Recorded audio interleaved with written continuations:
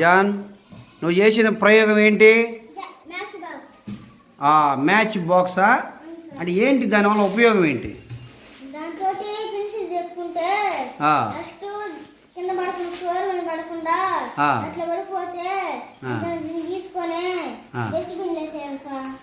ఏదో ఒకసారి దగ్గరగా రా చూపి. ఇది అంటే షార్ప్నర్ని కప్పులో పెట్టి ఫిక్స్ చేసావు. ఇది చూపి షార్ప్నరు. సో చూపి ఒకసారి లోపల చూపి, కప్పు లోపల చూపి. Very good. అంటే షార్ప్నర్ని కప్పు లోపల పెట్టావు. Very good. తర్వాత ఏం చేసావు? దాన్ని దాన్ని క్లోజ్ చేసావు. ఇప్పుడు ఏం చేయాలి? ఇప్పుడు షార్ప్నర్ చెక్కు. పెన్సిల్ని షార్ప్నర్తో చెక్కావు. Very good. చెక్కినప్పుడు ఏమైంది? డస్ట్ కప్పులో పడిపోయింది. ఇది చూపి, కప్పులో పడి చూద్దాం కప్పులో పడిందో లేదు. ఇప్పుడు ఆ డస్ట్ని నువ్వేం చేస్తావు? ఏది డస్ట్ ఏమి లేయి. ఏది డస్ట్ పడలేదే?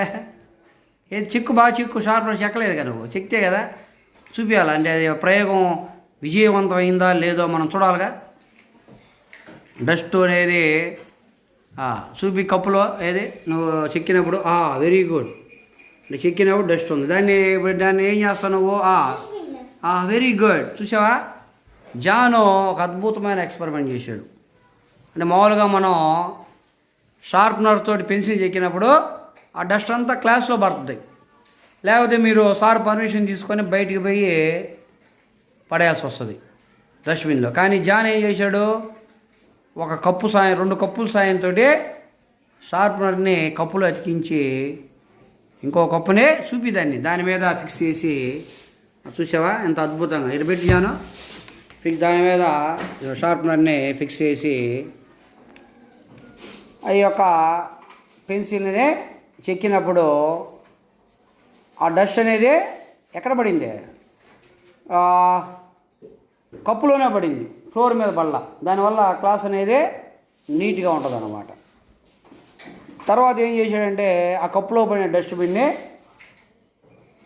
డస్ట్బిన్లో వేయటం జరిగింది. మీకు అందరు చూశారుగా.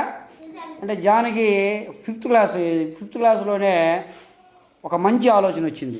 పరిసరాలను ఎలా శుభ్రంగా పెట్టాలి, స్కూల్లో క్లాస్ రూమ్ని ఎలా నీట్గా పెట్టాలని.